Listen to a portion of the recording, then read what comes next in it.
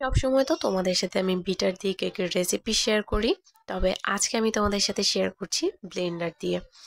আর যেহেতু আমি গ্রামের বাড়িতে গিয়েছিলাম, আমার হাতের কাছে কিন্তু বিটারটা ছিল না, যার কারণে হচ্ছে ব্লেন্ডারে কেকটা করা।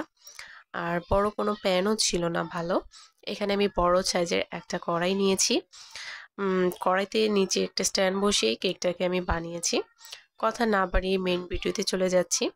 প্রথমেই কিন্তু আমি ডিম ভেঙে নিচ্ছি। মাত্র 2টা ডিম দিয়ে কিন্তু আজকের কেকটাকে আমি বানিয়েছি। কেকটা কিন্তু অনেক বেশি সফট হয়েছিল।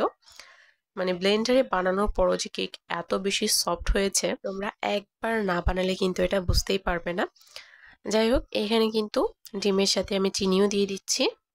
বাটি মেপে প্রায় হাফ বাটির মতো চিনি আমি এখানে দিয়ে দিয়েছি। আর এই তো ঢাকনাটা খুব ভালোভাবে লাগিয়ে এখন এটাকে খুব ভালোভাবে ব্লেন্ড করে নিতে হবে চিনিটা গলে যাওয়া পর্যন্ত। কারণ ব্লেন্ডারে কিন্তু ফোম হবে না, ফোম হওয়ার আশায় বসে থাকলে কিন্তু হবে না। ব্লেন্ডারে কিন্তু কখনোই ডিমের ফোম হবে না, জাস্ট ডিমটা একদম লিকুইড ফর্মে চলে আসবে। সেই পর্যায়ে এটাকে নামিয়ে নিতে হবে। চিনিটা দেখতে হবে চেক করে হাত দিয়ে ভেতরে যে চিনিটা দানা দানা আছে কিনা। চিনিটা যদি দানা দানা থাকে তাহলে আরও একটু সময় এটাকে বিট করে নিতে হবে। ব্যাটারটাকে আমি একটা বোলের মধ্যে ঢেলে নিচ্ছি। আর শুকনো উপকরণগুলোকে কিন্তু আমি আগে থেকে চেলে নিইনি। চেষ্টা করবেন শুকনো উপকরণগুলো আগে থেকে চেলে নেওয়ার, আর মোলটাও আগে থেকে রেডি করে নেওয়ার। যাই হোক, এখানে কিন্তু একটা চাকনির মধ্যে আমি নিয়ে নিলাম ময়দা। এখানে আমি 1 বাটি পরিমাণ ময়দা নিয়েছি। আর দিয়ে দিলাম আমি 1/4 চা-চামচের মতো বেকিং সোডা, মানে 1 চিমটি পরিমাণ। আর বেকিং পাউডার দিয়েছি এখানে আমি 1 চা-চামচ। আর এখানে কিন্তু গুঁড়া দুধটাও আমি দিব। আসলে এই কেকের মধ্যে গুঁড়া দুধ দিলে কিন্তু খেতে বেশ ভালো লাগে। আমি এখানে প্রায় 2 প্যাকেটের মতো গুঁড়া দুধ দিয়েছি। আর এখানে কিন্তু আমি একটা হচ্ছে টিফিন কেয়ারের বাটি নিয়েছি। এখানে যেহেতু কোনো কেক মোল্ড ছিল না, চাইলে কিন্তু কোনো সসপ্যানে করেও বানিয়ে নিতে পারেন। এখানে এই বাটির মধ্যেই কিন্তু আমি কেকটাকে বেক করে নিব। আর বাটিটা কিন্তু অনেকটা মোল্ডের মতোই দেখতে। যাই হোক, অ্যালুমিনিয়ামের বাটি। সাইড দিয়ে আমি একটা কাগজও দিয়ে দিচ্ছি, যদি কেকটা অনেক বেশি ফুলে ওঠে। বলা তো যায় না, যাই হোক সেই জন্য কিন্তু আমি ওপরে একটা কাগজ এভাবে লম্বা করে দিয়ে দিলাম। আর খুব ভালোভাবে কিন্তু মোল্ডে আগে থেকে তেলটাও লাগিয়ে নিয়েছি। এখন আমি কেকের ব্যাটারটাকে রেডি করে নিচ্ছি। এর জন্য কিন্তু প্রথমেই এই ডিমের মধ্যে আমি দিয়ে দিলাম লেবুর রস। এই কেকের মধ্যে যদি ডিমের গন্ধ থাকে তাহলে কিন্তু খেতে ভালো লাগে না। লেবুর রসটা দিলে কিন্তু ডিমের গন্ধটা একটুও থাকে না। আর যেহেতু কেকে কোনো ফ্লেভার অ্যাড করছি না, হাতের কাছে কোনো ফ্লেভার নেই, এখানে আমি দিয়ে দিলাম সাদা তেল। প্রায় 1/3 কাপের মতো সাদা তেল দিয়েছি। সবকিছুকে একসাথে খুব ভালোভাবে মিশিয়ে নিতে হবে। আর এখানে আমি গুঁড়া দুধও দিয়ে দিচ্ছি, যেহেতু শুকনো উপকরণের সাথে গুঁড়া দুধটা আমি দেইনি। আগে বলেছিলাম 2 প্যাকেট গুঁড়া দুধ দিয়েছি। যাই হোক, এখানে কিন্তু প্রথমে আমি গুঁড়া দুধটা দিয়ে দিচ্ছি ডিমের মধ্যে। আর এখানে কিন্তু চাইলে একটুখানি লিকুইড দুধ দেওয়া যাবে, যদি পরবর্তীতে মনে হয় যে ব্যাটারটা অনেক বেশি ঘন হয়ে গিয়েছে। সেই ক্ষেত্রে এখানে 1 থেকে 2 টেবিল চামচের মতো লিকুইড দুধ এখানে অ্যাড করতে পারবেন। যাই হোক, এখানে আমি 2 প্যাকেট গুঁড়া দুধ দিয়ে দিলাম। গুঁড়া দুধটাকে প্রথমে আমি মিশিয়ে নিচ্ছি। তারপর কিন্তু অল্প অল্প করে আমি শুকনো উপকরণগুলোকে এখানে অ্যাড করব।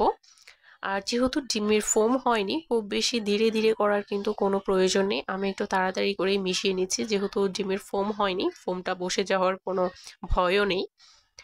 আজকে আমি আসলে দেখতে চাচ্ছিলাম যে ফোম না হলেও মানে কেকটা পারফেক্ট হয় কিনা। যাই হোক, এখানে আমি অল্প অল্প করে শুকনো উপকরণগুলোকে অ্যাড করছি। পরিমাণটা কিন্তু অনেক বেশি ইম্পর্টেন্ট কেক বানানোর ক্ষেত্রে। পরিমাণটা যদি ঠিক থাকে তাহলে কিন্তু কেকটা পারফেক্ট হতেই হবে। আর আজকের কেকটা কিন্তু আমার অনেক বেশি সফট হয়েছিল। আমি কিন্তু এতটাও আশা করেছিলাম না, কারণ বিটার ছাড়া বানিয়েছি। যাই হোক, এখানে কিন্তু আমার ব্যাটারটা একদম রেডি। আর মোল্ডের মধ্যে আমি ঢেলে দিচ্ছি। একটু ওপর থেকে এটাকে ঢালতে হবে, আর ব্যাটারের কনসিস্টেন্সিটা কিন্তু দেখে বুঝে নিতে হবে। সম্পূর্ণ ব্যাটারটাকে আমি ঢেলে নেওয়ার পরে এভাবে হালকা একটু ট্যাপ ট্যাপ করে দিচ্ছি। এতে করে কিন্তু ভেতরে কোনো বড় বাবলস থাকলে সেটা বের হয়ে যাবে। আর এখানে আমি বড় সাইজের একটা কড়াই নিয়েছি। গোল প্যানগুলো কিন্তু এখানে ছিল না, যার কারণে আমি কড়াইতে করে আজকের কেকটাকে বেক করে নিয়েছি। আর কড়াইতে কিন্তু নিচে আগে আমি একটা স্ট্যান্ড বসিয়ে দিয়েছি। তারপর কেক মোল্ডটাকে দিয়ে উপর থেকে আমি একটা ঢাকনা দিয়ে ঢেকে দিলাম।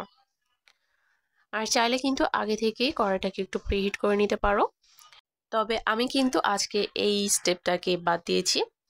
যাই হোক, আমি একদম লো ফ্লেমে কেকটাকে বেক করে নিয়েছি প্রায় 50 মিনিটের মতো। কেকটার ওপরের দিকে কিন্তু কোনো কালার আসেনি, মানে অন্য সব প্যানে বানালে অ্যালুমিনিয়ামের ঢাকনা দিলে কিন্তু খুব সুন্দর একটা কালার আসে। যাই হোক, এটা যেহেতু ওপরে খুব সুন্দর কালার আসেনি, আমি একটু চেক করে নিয়েছিলাম যে কেকটা হয়েছে কিনা একটা টুথপিক দিয়ে। টুথপিকটা ক্লিন আসছে, মানে কেকটা হয়ে গিয়েছে। কেকটাকে নামিয়ে নিচ্ছি, আর গরম গরম কিন্তু আমি মোল্ড আউট করে নিচ্ছি। আসলে আমার ধৈর্য শক্তি একটু কম, আপনারা চেষ্টা করবেন ঠান্ডা করে এটাকে মোল্ড আউট করার। যাই হোক, কেকটা কিন্তু আমার একবারে ভেঙে যায়নি, গরম গরমই মোল্ড আউট করে নিলাম।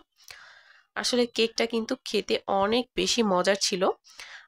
কেক কিন্তু কখনো ওভার বেক করবেন না, মানে বেক হয়ে যাওয়ার পরে খুব বেশিক্ষণ রেখে দেওয়ার কোনো প্রয়োজন নেই চুলাতে। এর আগে কিন্তু একটা কেক বানানোর সময় আমি একটু বেশিক্ষণই বেক করে নিয়েছিলাম, আর কেকের উপরটা কিন্তু একদম ড্রাই হয়ে গিয়েছিল, ভেতর উপর সহ, আর উপরে একটু শক্ত হয়ে গিয়েছিল। যাই হোক, এই কেকটা কিন্তু অনেক বেশি সফট আছে, আর কেকটা যে এতটা ভালো হবে এটা কিন্তু আমি এক্সপেক্ট করেছিলাম না আসলে।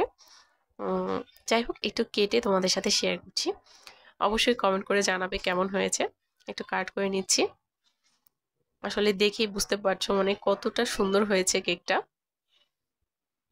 আমি এখান থেকে ছোট ছোট পিস পিস করে কাট করে নিচ্ছি। কেকটা খেতেও কিন্তু অসম্ভব মজার ছিল। তোমরা যদি চাও ব্লেন্ডার দিয়ে এভাবে কেক বানিয়ে নিতে পারো খুব সহজেই। চেষ্টা করেছি সকল টিপস তোমাদের সাথে শেয়ার করার। আর অবশ্যই লেবুর রসটা দেওয়ার চেষ্টা করবে, লেবুর রস অথবা ভিনেগার ডিমের মধ্যে যদি দিয়ে দাও তাহলে কিন্তু ডিমের বাজে স্মেলটা থাকে না। অনেক আপুই কিন্তু কমেন্ট করে যে আপু ডিমের গন্ধ করে, খাওয়া যায় না কেক। তো এই টিপসটা ফলো করলে কিন্তু আর ডিমের বাজে স্মেলটা থাকবে না। যাই হোক, আজকের রেসিপিটা কিন্তু এ পর্যন্তই। কেমন লেগেছে অবশ্যই কমেন্ট করে জানাবে, আর ভিডিওটি ভালো লাগলে একটা শেয়ার দিয়ে পাশে থাকবে। আজকের মতো এই পর্যন্তই।